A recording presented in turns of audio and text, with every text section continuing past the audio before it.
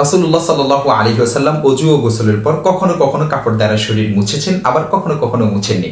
উভয় ধরনের আমল রাসূল সাল্লাল্লাহু আলাইহি ওয়াসাল্লাম থেকে প্রমাণিত আছে। ওযু ও গোসলের পর কাপড় দ্বারা শরীর মুছেছেন এমন অনেক হাদিস রয়েছে, তন্মধ্যে থেকে মাত্র দুইটি পেশ করতেছি।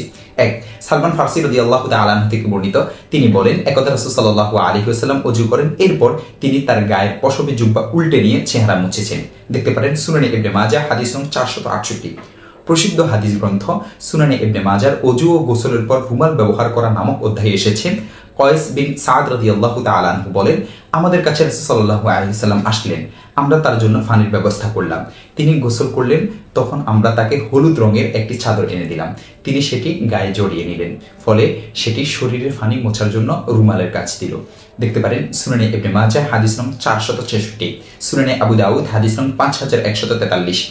অবশ্য রাসূল সাল্লাল্লাহু আলাইহি ওয়াসাল্লাম ওযু ও গোসলের পর কাপড় দ্বারা শরীর মুছেননি এমন অনেক হাদিস রয়েছে।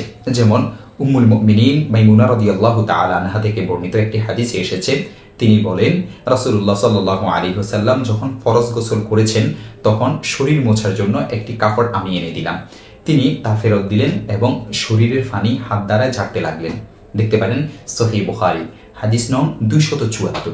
তবে এই হাদিস দ্বারাই যেমনইভাবে শরীর না মোছা প্রমাণিত হয়, তেমনিভাবে মোছার বিষয়টিও বোঝা যায়। যেমন তাইমিয়্যা রাহমাতুল্লাহি আলাইহি উপরোক্ত হাদিসের ব্যাখ্যায় বলে, রাসূলুল্লাহ সাল্লাল্লাহু আলাইহি ওয়াসাল্লাম যে গোসলের পর কখনো কখনো কাপড় দ্বারা শরীর মুছতেন, এই হাদিসটি তার একটি দলিল। কেননা যদি গোসলের পর শরীর একেবারেই না মুছতেন, তাহলে মাইমুনা রাদিয়াল্লাহু তাআলা আনহা শরীর মোছার জন্য রুমাল এনে দিতেন না। দেখতে পারেন ফাতহুল বারী ১ নং খণ্ড ৪৩২ নং পৃষ্ঠা। আল্লামা শিবলি আহমদ উসমানী রহমতুল্লাহি আলাইহি সহিহ বুখারীর ব্যাখ্যা গ্রন্থ ফাইজুল বারীতে এবং আল্লামা তুকি উসমানী দামাত বারাকাতুহুম আলিয়া ইনআমুল বারীতে এই হাদিসটি উল্লেখ করার পর বলেছেন, গোসলের পর শরীর মোছার জন্য রাসূল সাল্লাল্লাহু আলাইহি ওয়াসাল্লামের কাপড় ব্যবহার করা অন্য অন্য বর্ণনা দ্বারা প্রমাণিত আছে। আল্লামা আব্দুল হাই লখনবী রহমতুল্লাহি আলাইহিও এমনটি বলেছেন। মোট কথা, উভয় ধরনের আমলই প্রমাণিত আছে, তাই নির্দিষ্টভাবে কোনো একটিকে সঠিক ও সুন্নত বলা এবং অন্যটিকে সুন্নত পরিপন্থী বলা যাবে না, বরং হাদিসের দৃষ্টিতে উভয় ধরনের আমলের সুযোগ আছে। দেখতে পারেন আসিয়ায়া ১ নং খণ্ড ১৯১ নং পৃষ্ঠা। আরো দেখতে পারেন রিসালাতু কালামিল জালিল ফিমা ইয়াতাআল্লাকু বিল মিন্দিল ৫ নং খণ্ড ৩৭০ নং পৃষ্ঠা। ফাতাওয়া ইখওয়ানিয়া ১ নং খণ্ড ১৫ নং পৃষ্ঠা ও ১৬ নং পৃষ্ঠা। আব্দুল মুখতার ১ নং খণ্ড ১৩১ নং পৃষ্ঠা। আল মাকসুদ সারাফসির ১ নং খণ্ড ৭৩ নং পৃষ্ঠা।